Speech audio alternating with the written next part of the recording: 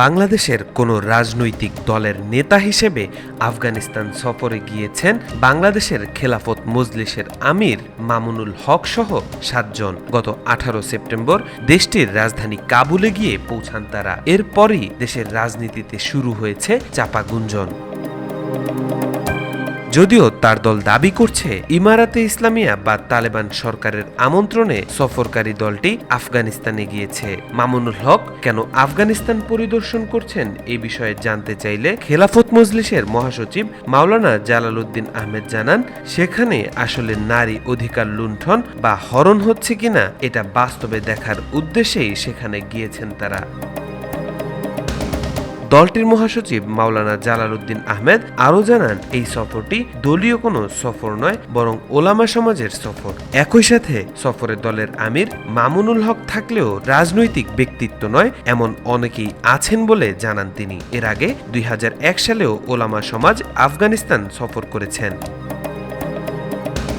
Russia ছাড়া বিশ্বের অন্যান্য দেশ তালেবান সরকারকে আনুষ্ঠানিক স্বীকৃতি দেয়নি, তবে স্বীকৃতি না দিলেও অর্থনৈতিক লেনদেন করছে বেশ কয়েকটি দেশ।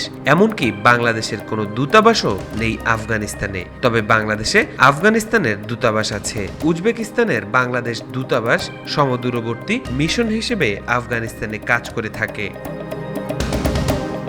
আফগানিস্তানে 2021 সালে ক্ষমতায় ফেরার পর ক্ষমতাসীন তালেবান সেদেশের নারীদের বিশ্ববিদ্যালয়ে পড়া নিষিদ্ধ করে এবং প্রাইভেট টিউশন কেন্দ্রগুলোর প্রতি আদেশ দেয় যেন তারা কোনো ছাত্রীকে শিক্ষাদান না করে। এসব প্রেক্ষাপটে দেশটির তালেবান সরকারের সাথে বাংলাদেশের একটি রাজনৈতিক দলের কি বা কেমন সম্পর্ক তা নিয়ে প্রশ্ন উঠেছে। এই সফরে মামুনুল হক সহ 7 সদস্যের দলটি মধ্য এশিয়ার আরও কয়েকটি দেশ সফর করবেন বলে জানানো হয়েছে। দলটি জানিয়েছে, গত 14 সেপ্টেম্বর আমির মামুনুল হক সহ প্রতিনিধি দল পবিত্র উমরা পালনের উদ্দেশ্যে সৌদি আরব যান। সেখানে তারা উমরা আদায় শেষে গতকাল বুধবার সকালে দুবাই হয়ে কাবুলে পৌঁছান।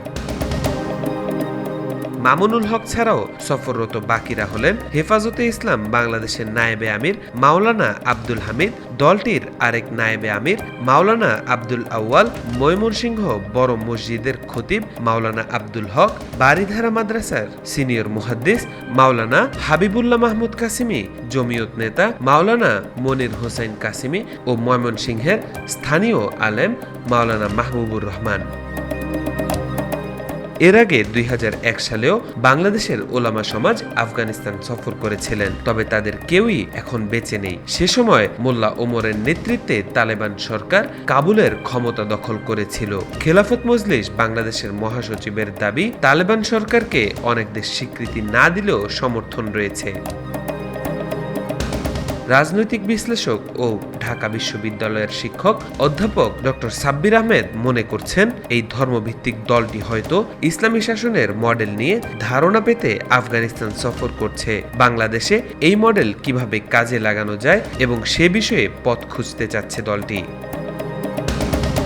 তবে এমন বিষয়ে নাকচ করে দিয়েছেন বাংলাদেশ খেলাফত মজলিসের মহাসচিব। তিনি উল্লেখ করেন, যদি কোনো দেশে কোরআন এবং সুন্নাহ বা শরিয়া রাষ্ট্র কায়েম হয় তখন সেখানে শরিয়া আইন বাস্তবায়নের প্রশ্ন আসে। আমাদের দেশে তো এই আইন বাস্তবায়ন করার প্রশ্ন নাই, যেহেতু ইসলামিক সরকার নাই।